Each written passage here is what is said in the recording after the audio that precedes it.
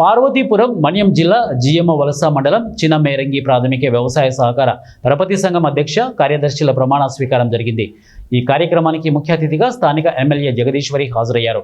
మండలంలో చిన్నమేరంగి పిఎసిఎస్ చైర్మన్గా బాలరామస్వామి, కార్యదర్శులుగా శంకర్రావు, రామినాయుడును, అదే మండలం బీజేపురం పిఎసిఎస్ చైర్మన్గా ద్వారపురెడ్డి సోములు, కార్యదర్శులుగా నరసింగరావు, అప్పలనాయుడు చేత ప్రమాణ స్వీకారం చేయించారు. చేసుకొని రమ్మని చెప్పడం, ఐడి నెంబర్ మళ్ళీ రివోక్ అయింది.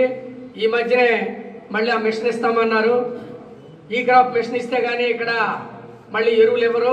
ఆ మిషన్కి రేపు ఎల్లుండే వెళ్ళి తీసుకొచ్చిన తర్వాత ఈ ఎరువుల కోసం అవసరమైతే మేడం గారి చేత ఫోన్ చేయిస్తాం, ఇంకా లేదంటే డైరెక్ట్గా ఇస్తామని చెప్పడం అయితే జరిగింది.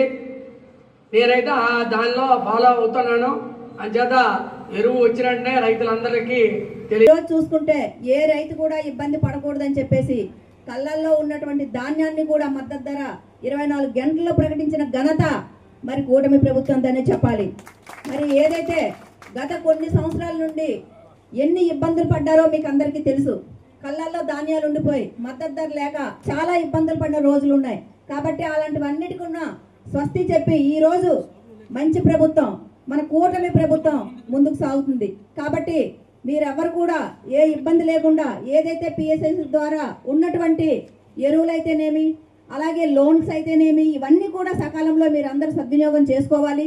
అలాగే వాటిని మీరు వినియోగించుకున్న తర్వాత వెంటనే ఆ అమౌంట్ని కూడా మీరు కట్టినట్లయితే మళ్ళా తగిన రైతులు కూడా తీసుకోవడానికి సానుకూలంగా ఉంటుంది.